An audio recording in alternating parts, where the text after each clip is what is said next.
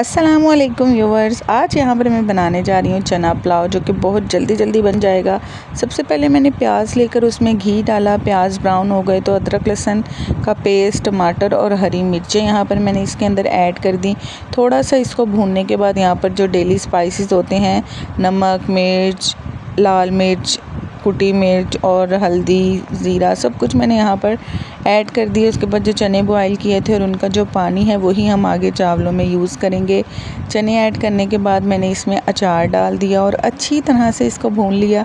Oil separate हो गया। फिर यहाँ पर मैंने इसमें पानी ऐड कर देना है। अच्छी तरह से आपने चनों को भूनना है। जितनी अच्छी तरह आप इसकी भुनाई करेंगे उतने ही मज़ेदार आपका पुलाव बनकर तैयार होगा।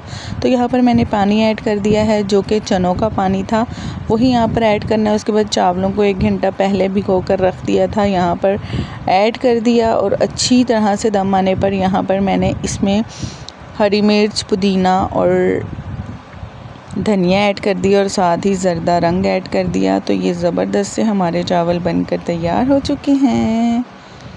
मेरी ये सिंपल सी रेसिपी आप लोगों को कैसी लगी कमेंट करके ज़रूर बताइएगा। मिलूँगी नेक्स्ट वीडियो में, तब तक के लिए अपना ख्याल रखिएगा। मेरे चैनल को सब्सक्राइब कीजिएगा। अल्लाह हाफ़िज़।